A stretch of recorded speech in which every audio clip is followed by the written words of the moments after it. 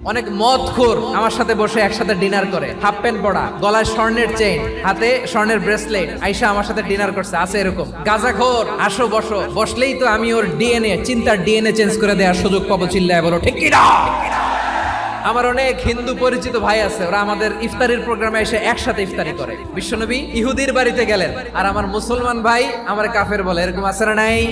মুসলিমরা দেখতে পারে না, সহ্য করতে পারে। বিষ্ণু ইসা ইসলামের খাদেম ছিল ইহুদি, এতদিন খেদমত করলো, একদিনও বিশ্বনবী ওর কালিমার দাওয়াত দেয় নাই। কারণ কি? বিশ্বনবী একটা ভালো সময়ের অপেক্ষা করতেছিলেন। দায়ী সুযোগ খুঁজে কখন দাওয়া দিলে ব্যাটে বলে হবে, ঝোপ বুঝে কোপ মারে। বিষ্ণু ইসা ইসলাম ভালো সময়ের অপেক্ষা করতেছিলেন। দেখি আস্তে আস্তে এমন সময় আসছে, ছেলে এবার মুমূর্ষ। যখনই টাইমিং পেয়েছেন দাওয়াত দিলেন, পড়ো লা ইলাহা ইল্লাল্লাহ। প্রতিবেশী ইহুদি হোক হিন্দু হোক, যাবেন, সুসম্পর্ক রাখবেন, উপহার দিবেন, বিপদে পাশে দাঁড়াবেন। অসুস্থ হইলে একটু আপেল নিয়ে যান, আঙ্গুর নিয়ে যান। ইসলামের বিউটি দেখে, সৌন্দর্য দেখে অবাক হবে। নসিব ভালো হলে কোনোদিন কালিমা পড়ে মুসলমান হয়ে যাবে।